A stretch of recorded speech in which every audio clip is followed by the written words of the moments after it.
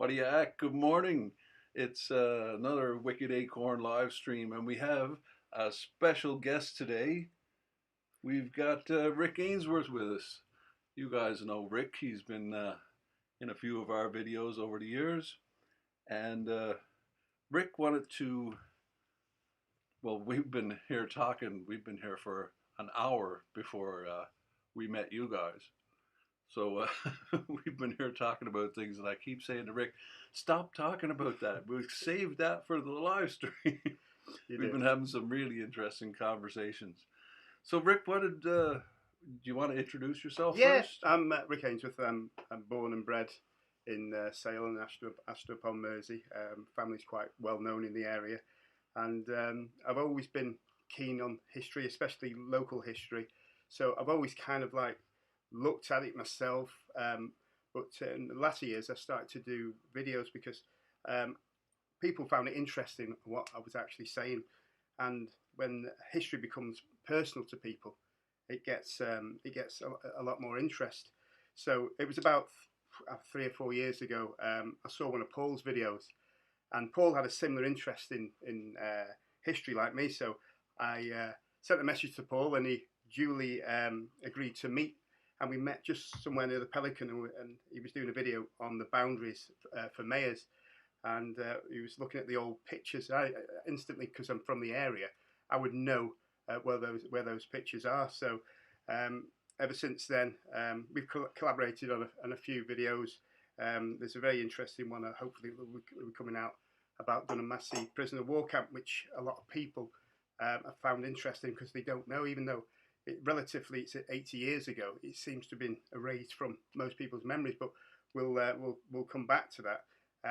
But one of the first things I wanted to talk about was the Ashton upon Mersey clock tower.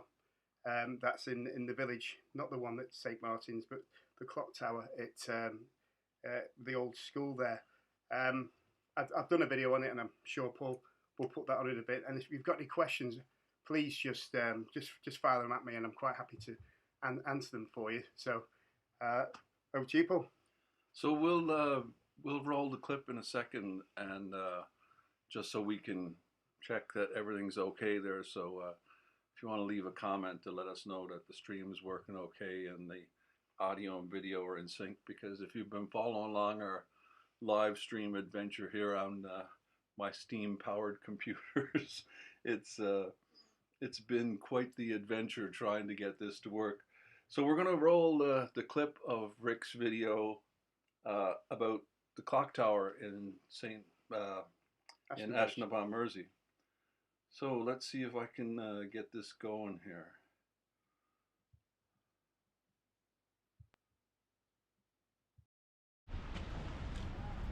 Hi, I'm Rick, and welcome back to another one of my videos. I'm here in Ashton on Mersey village again, and behind me is the old clock tower and the old school. I'm going to tell you a little bit about the history of the school. I'm also going to go round the building and also into the village and show you some iconic pictures. So come with me. This is a view from this picture 100 years ago. You can see the lady sticking her head out here. It's massively changing out now. It's a Tesco Express. But you can see all the children in the front here, and in the background you can see the village clock tower. If you look at the picture we have in front of us here, and from the same angle, you can see how the building had fallen into disrepair. The windows were smashed, and it was all starting to get overgrown. It became a listed site on the 12th of May 1976, and there's a few businesses that operate from here. And again, looking at the picture from the back, you can see how much it had fell into disrepair. And I'm glad that someone took the opportunity to restore this building and make it functional.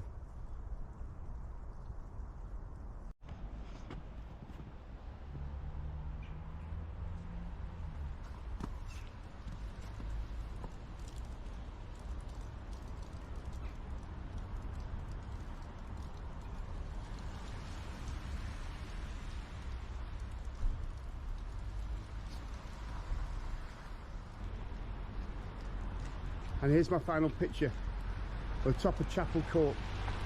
At the side of the building you can see St Martin's Church appeal fund at the side of it. I wonder how much they've raised, and if people put in the comment section, that would be really, really great to know.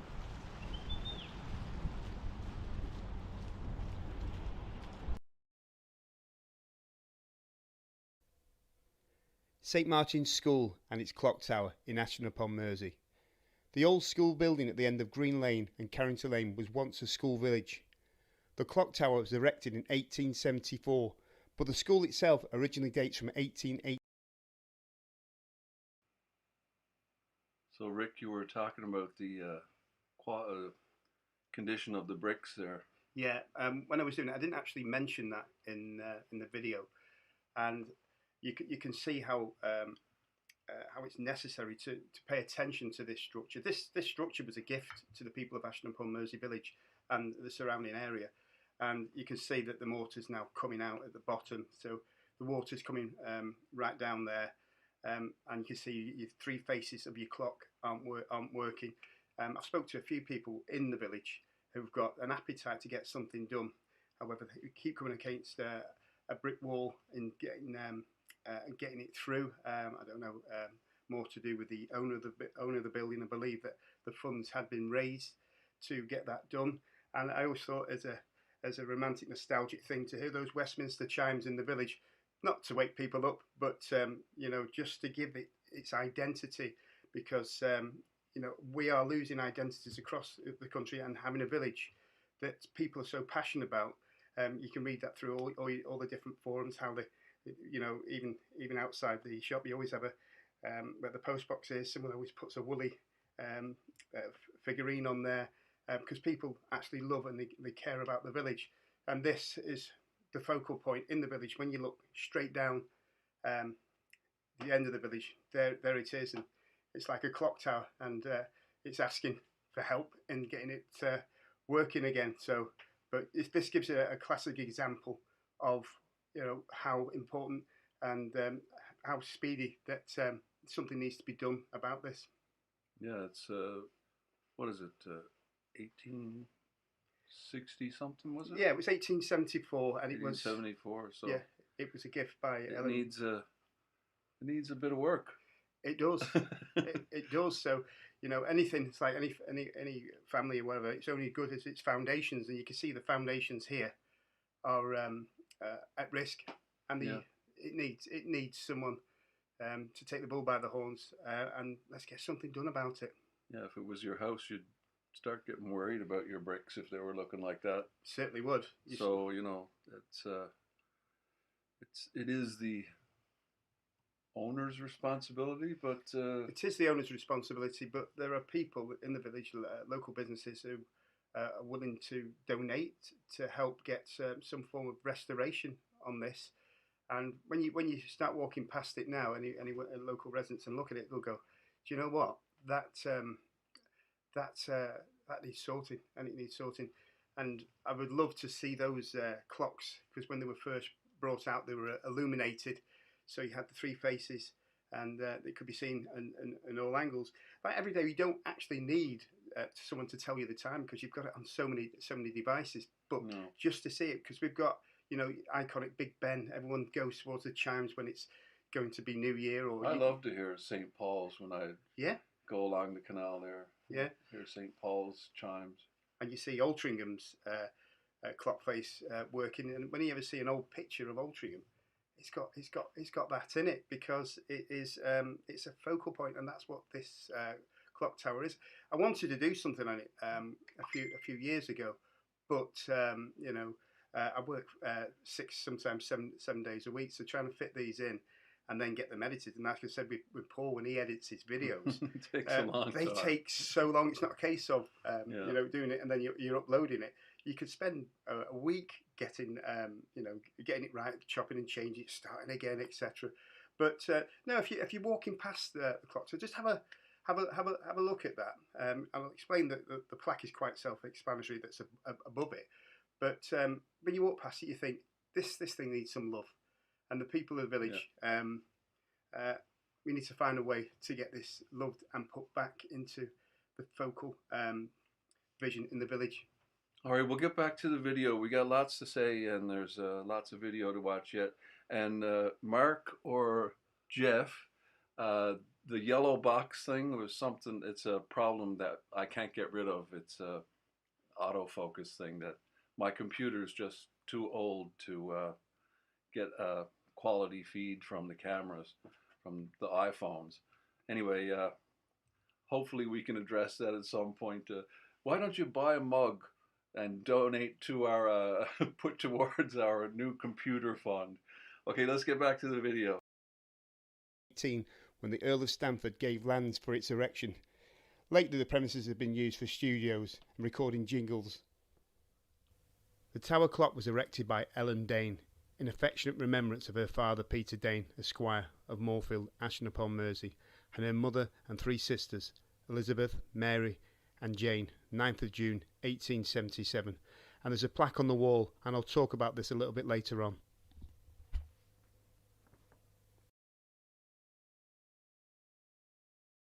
It was built for the people of Ashton upon Mersey by George Truefit for Sir William Cunliffe Brooks. He was a wealthy Victorian philanthropist. This is quite an imposing building. Brooks was a barrister, banker and a Conservative politician for Manchester who was a beneficiary to Sale, Hale and Charlton-cum-Hardy. You can still see the name of Sir William Cunliffe Brooks Esquire MP on the front of the old infants' entrance to the old school here. It was a very generous gift for him to do for the people of Ashton upon Mersey. I've got an old newspaper clipping of the events that happened here, and it reads basically, laying of the foundation stone of the clock tower of the elementary school in Ashton upon Mersey. The foundation stone of the new clock tower which is being built and attached to the school of the above parish was laid on Tuesday by Miss Diane, the generous donor of the clock tower. The ceremony commenced with a singing of an appropriate hymn by the children of the school, after which the Reverend J. Bay, the rector, offered up prayer. The rector, as chairman of the school's committee, then proceeded on behalf of the trustees and managers of the school to present Mrs. Diane with a handsomely chased silver trowel. Engraved on the silver trowel read, "Presented to Miss Diane of Ermfield, Ashton upon Mersey, on laying the foundation stone of the new tower of the school, in grateful acknowledgement of her generous gift in the building of the new tower and furnishing it with a clock and chimes. The new tower will be built in grey-ended bricks and faced with dressings of Runcorn stone. An inscription in granite will be set in the tower in remembrance of Miss Dane's parents." So I wanted to say something here about this. I want to take the piss out of Rick and all the Englishmen watching. So I know there's probably a few people in Canada watching this, and this was when was this? What year was this? No, this was year. Beginning of the year. It was probably one of the last snowfalls of the year that we had. So we get here in Sale and Ashton upon Mersey. What, we get snow once a year? Yeah, we once a year, and then the whole country then stops. The media then focus on this snowfall. So the one day that we get snow, everybody goes out with their camera. So Rick, you chose this day to shoot this, didn't you? Well, because it was snow, right? Because you think it's pretty. It was the only day I could get off that week. Giddy. They get absolutely giddy when it snows. And to any Canadian looking at this, they're like, snow. And this year the snow stuck around for almost a week, didn't it? It did, yeah. And they were starting to get okay, that's enough of this. That's enough of this snow. It was quite funny. It's soon will. Anyway, Canadians, you know, right? You know what I'm talking about. Okay. I'm going to let it roll again. That's enough taking the piss. And sisters, the tower will be surmounted by a couple of wood in which will be hung 5 bells. The tower is intended for a clock, which will be made after Sir Edmund Beckett's specification with 3 illuminated dials and will strike the hours and chimes of the Westminster quarters. George Truefit, the designer of this building, was born in 1824 at St George's, Hanover Square in London. He practised architecture from the age of 15 in 1839. George was the go-to architect for Sir William, and he worked on numerous projects for him.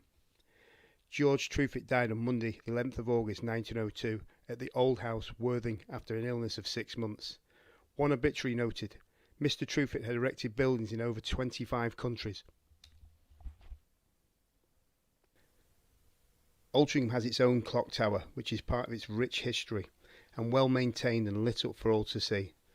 Although we have many devices and watches to tell us the time today, the clock dates back from a time when watches were a luxury item and not everybody had one.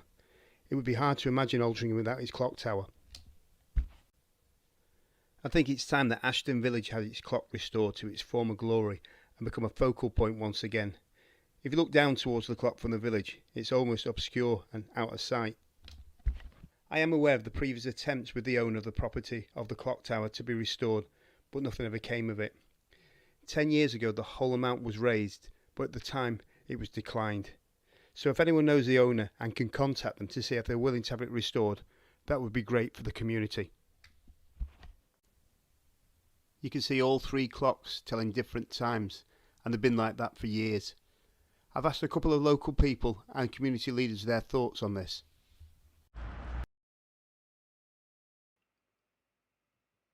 Do you want to fast forward No, there no, a bit? press. It's all right with them. Press. Hi, I'm Rick and thanks for spending the time just to say a few words. What's your name? It's Joe. Hi Joe, what's your name? Luke. And you grew up around Ashton on Mersey village all your life? Yeah. So how many times have you walked past this clock and wondered, when was the last time it's ever worked? Because it's never actually worked in my lifetime. Yeah, well, it's not working. Do you know what I mean? You need to get it fixed, don't you? I think it would be a good addition to the village. You imagine it lit up at night. So you think it would be a good idea to have this fixed and make it a focal part of the village? Yeah, get it ringing again on the hour. Yeah. Yeah, 100%. No, perfect. Guys, really appreciate you stopping and speaking to me. All right.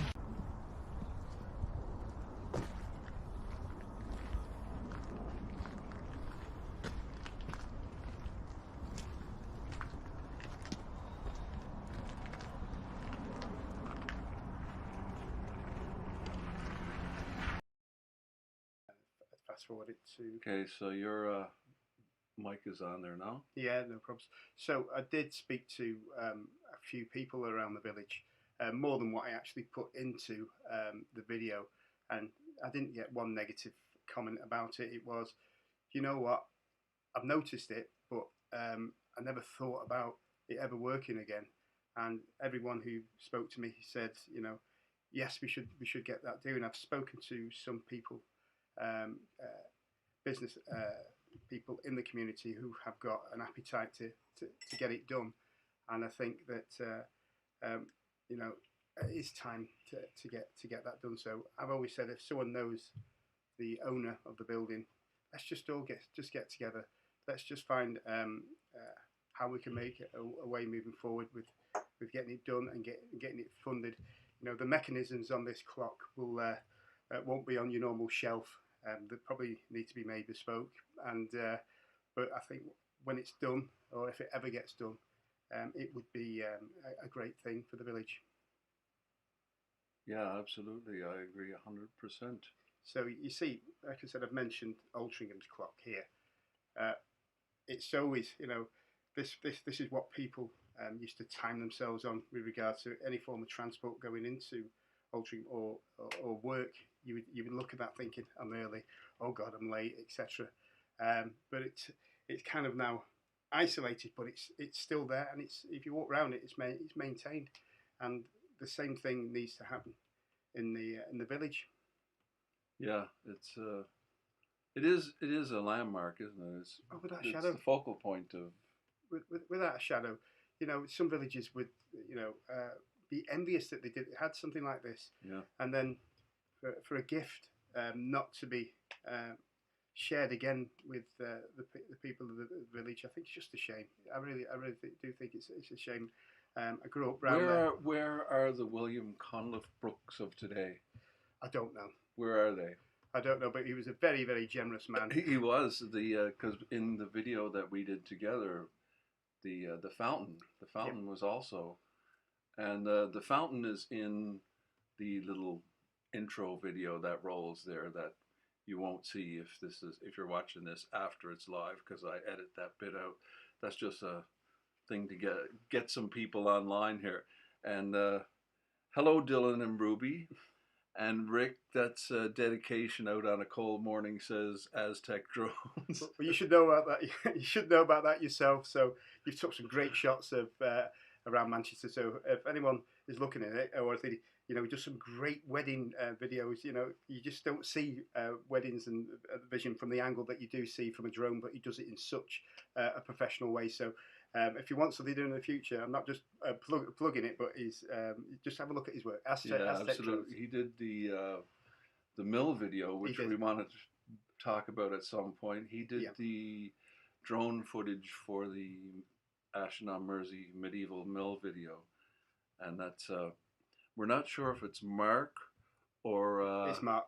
I know it's Mark, but he's telling us he doesn't want to be known as Mark. What has he got there? Jeff. He wants to be known as Jeff today. So Aztec Drones is he helped us out with the Medieval Mill video. We'll talk about that in a minute. Yeah. We'll let the rest of this video play out because there are a lot of other things we want to talk about here this morning.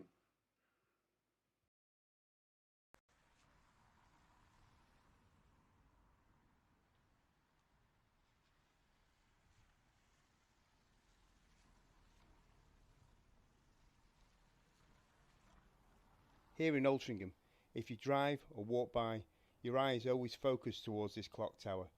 It's embedded into the history of this town and always will be, and can be relied upon to tell the time on all of its clock faces in unity.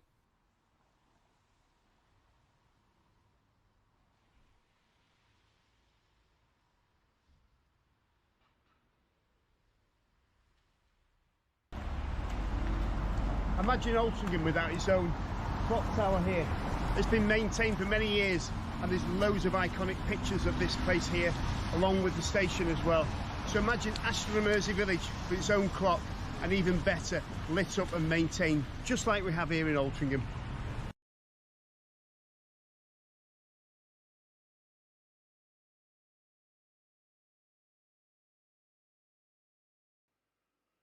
So there was actually, I was showing Rick this earlier, the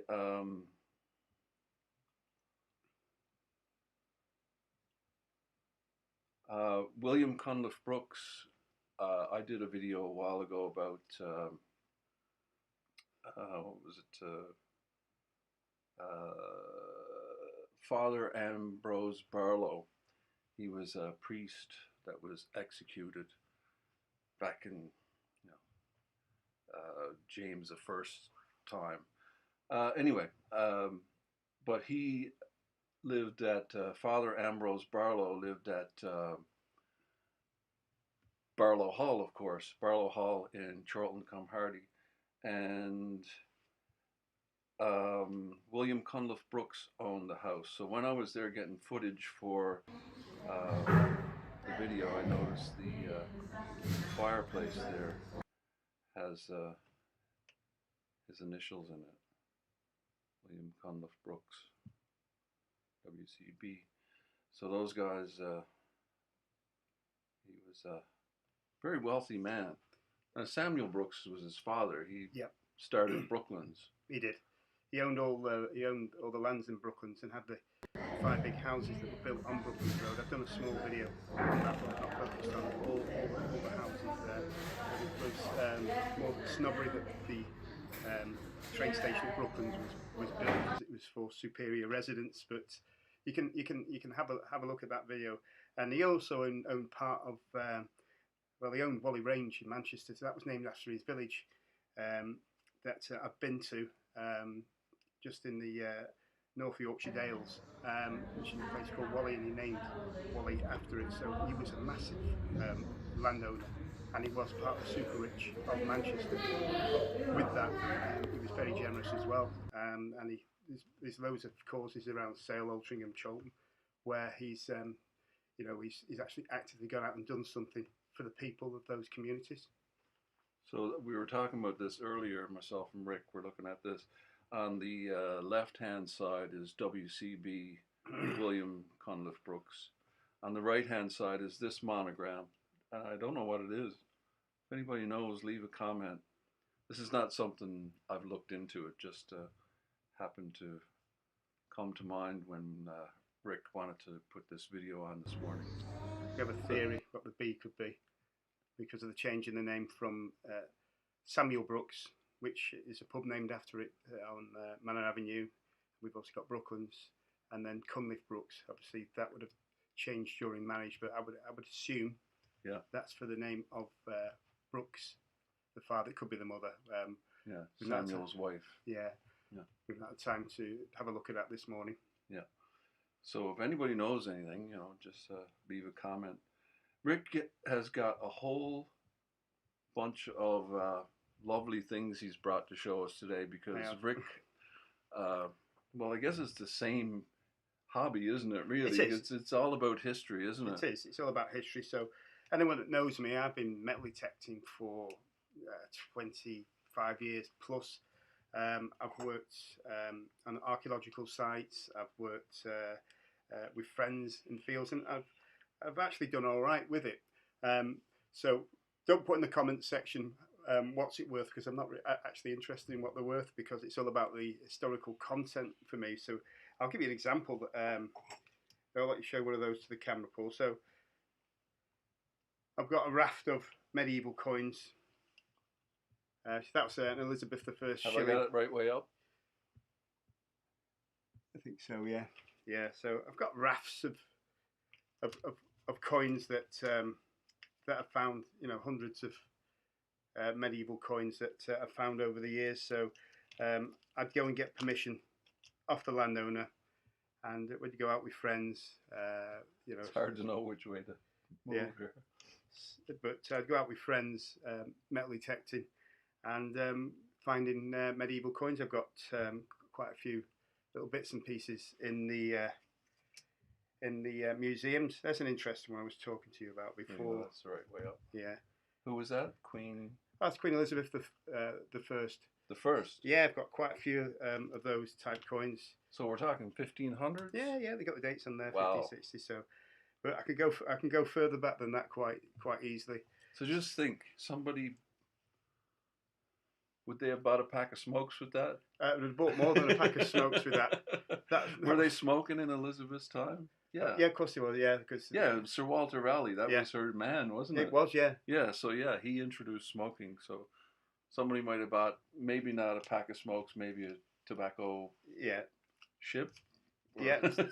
Well, tobacco was expensive, like sugar was then. When they came, obviously, in all different sizes, they've got lots of little ones. I've got quite a lot of over the years. I've got one. There's one. I've got Roman coins, which date back to the start of the millennia, and I've also got. So I was asking Rick earlier about this one because it's all bent up and stuff. Yeah. And I guess you like to keep them in their found state.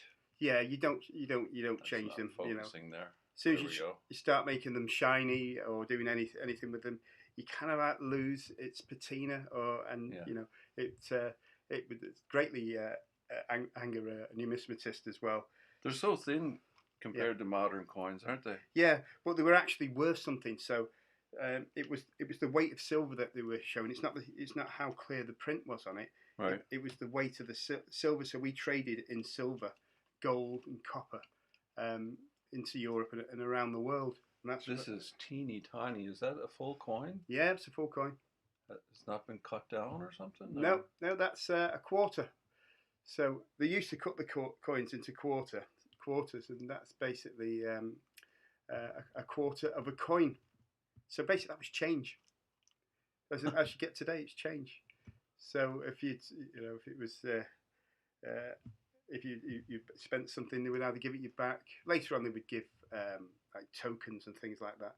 But you want to show that one there, right? So this is a Saxon skeet.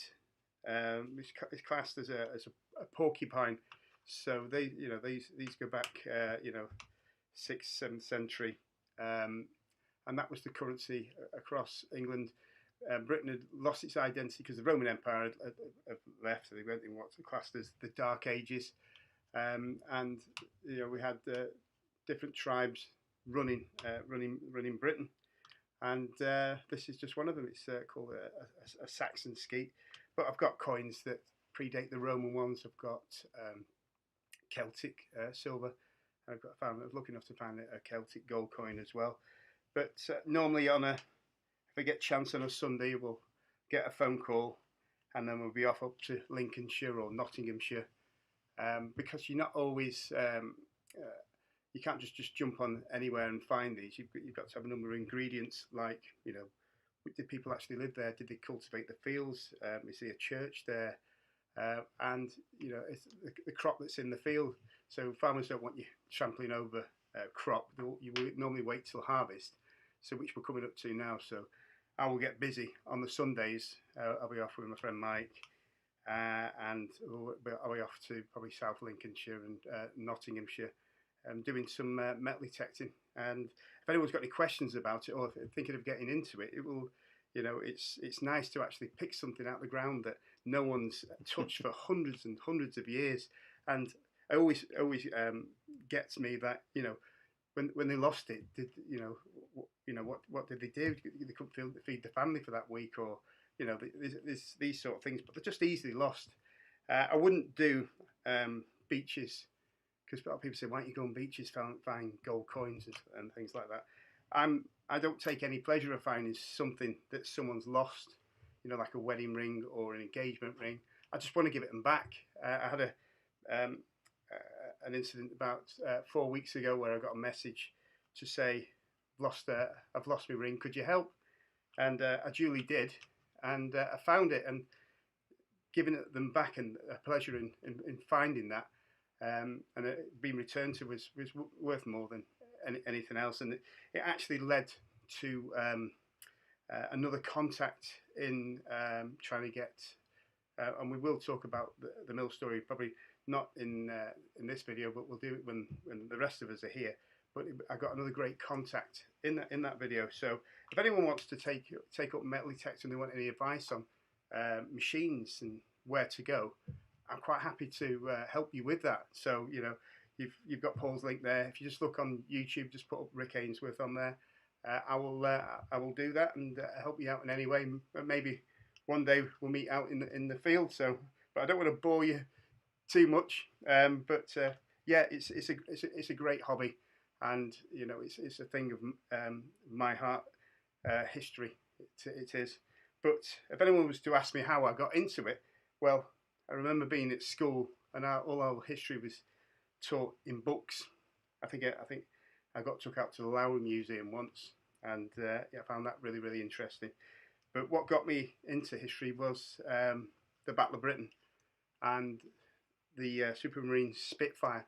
I love vintage aircraft, so quite a number of times a year I'm off to a place called Tatchell Lakes, which is right next to RAF Coningsby, and inside there you've got all the planes. These planes actually flew in the Battle of Britain. So you've got your Spitfires, Hurricanes, Dakotas, you've got some Chipmunks there, but the only flying Lancaster, and Paul will always correct me because there's one in Canada. That's right.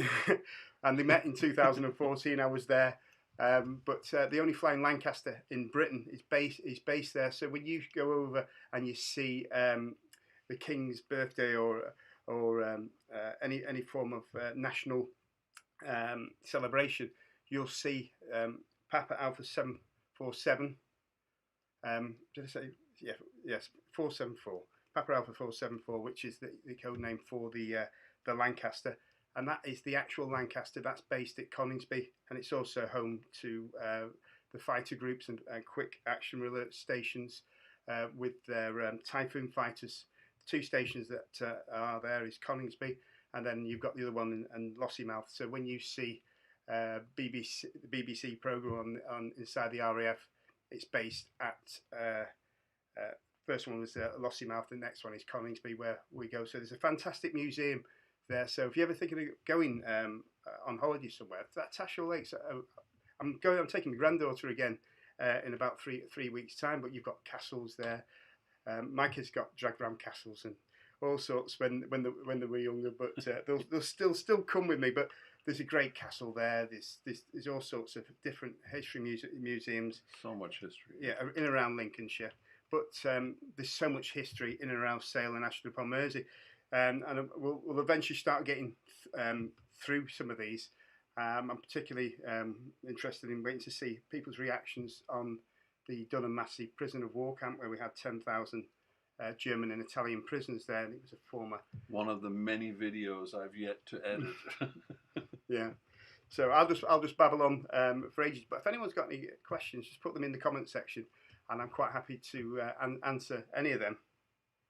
Yeah, it's there's so much history here, and Canada's got the other flying Lancaster, and people ask me about and sometimes give me grief for talking about your history, and it's like, well, your history is my history. you know, Canadians. The first colony in Canada was 1610, so anything that happened before that, we share. So your history is my history, and my wife even more so, because her family came from Manchester. She can trace her family back to the 1700s here in Manchester. Same with mine. My dad's side, it's more central Manchester. And I was also going to put it out there as well.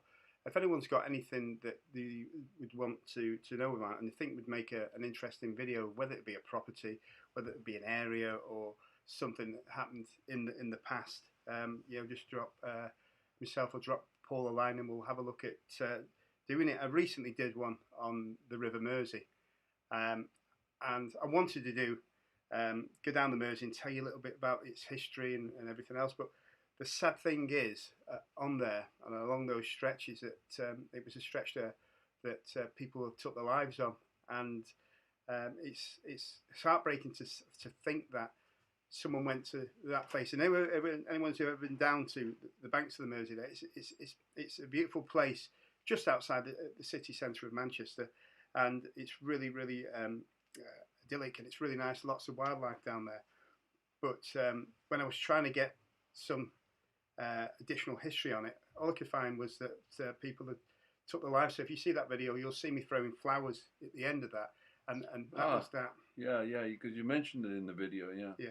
I didn't really want to dwell on why I'd done that. I put up a young girl who had a baby, had a falling out with the partner, and they went down to the banks of the Mersey and drowned them both down there. And that was in 1840. But if you start looking at the history, all you'll get, and a lot of it, was people losing their lives. And I didn't want to really cover that in that video, because some of them are quite modern, and it's just sad. It's just sad to see that. But I wanted to show people the lockdown beaches, because during lockdown everyone got bored. You couldn't walk past the fridge without opening it, and everyone was putting a bit of weight on. So what we needed to do was get out. So we used to go down to those beaches and just be part of quiet nature. But those is that beaches, what do people call them that now? The lockdown beaches? Yeah, the lockdown beaches. So it's got a new name. Yeah, well, yeah. People are forgetting time. That's what history does.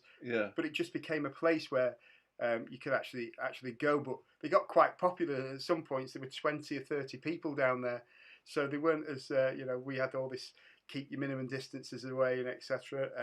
And people were just sitting along the banks of the Mersey. There, groups of kids on one side or families there, just to get out from just the boredom of it drives me lockdown. crazy, man. Like I was looking at that video about the priest I mentioned earlier with the William Cunliffe Brooks Barlow Hall thing. Yeah. And that was like when I shot that video, when I went to Barlow Hall, it was 30-something degrees that day. It was a beautiful day.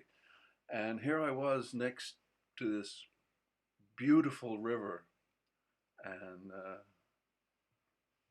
really would have liked to have jumped in there and had a swim.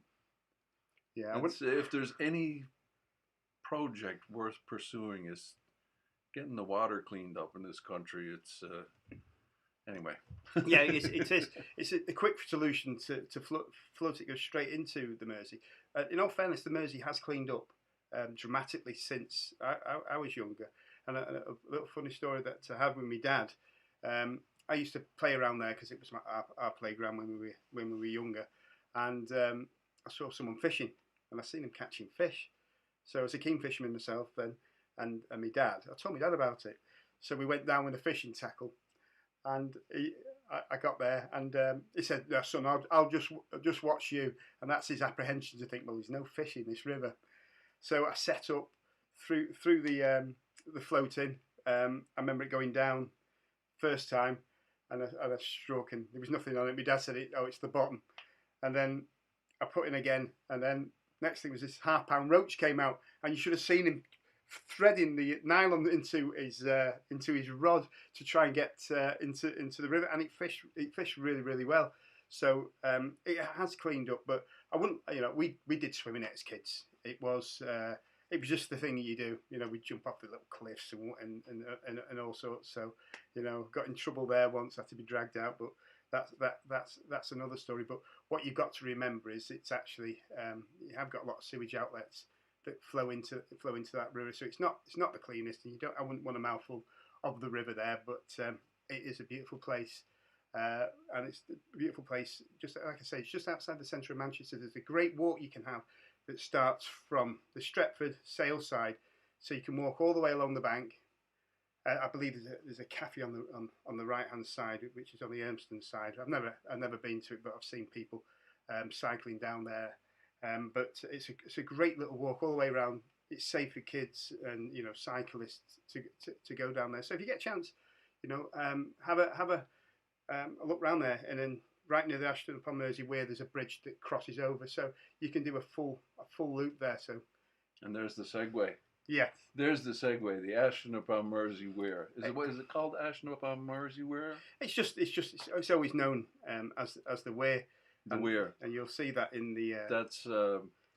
That's probably the most important thing. Yes. In the history, without shadow, of this area here in Sale and Ashton upon Mersey.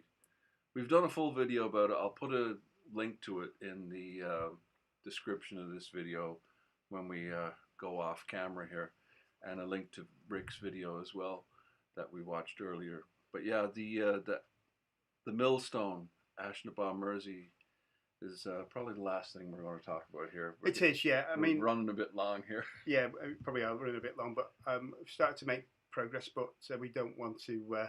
I don't want to until I've got something solid. I'll keep that to ourselves. But so this has all been a. That's the musket balls I was showing you earlier. That's something we want to. That's part of the reason why we're doing. I'm doing all this live streaming is because I want to get the four of us together. We call ourselves the Mersey Millers. Yeah.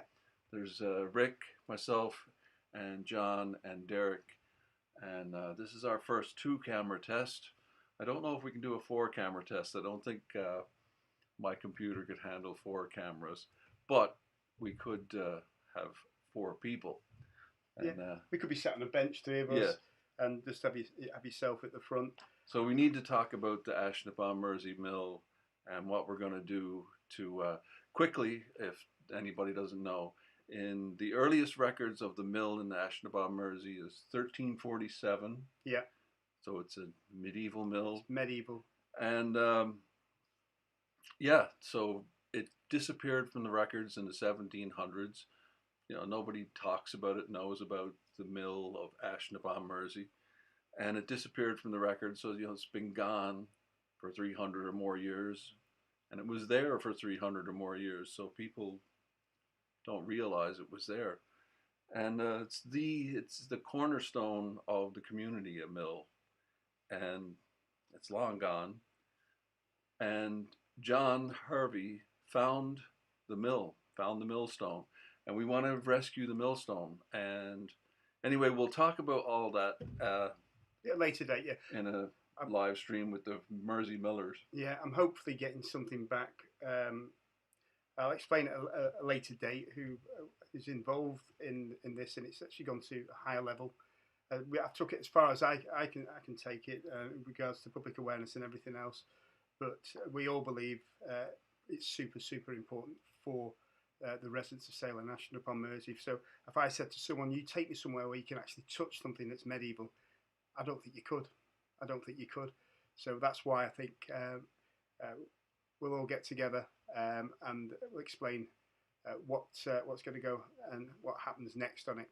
And all I'll say is that if you want us to look at something, as I've mentioned earlier, just drop Paul, myself a line again.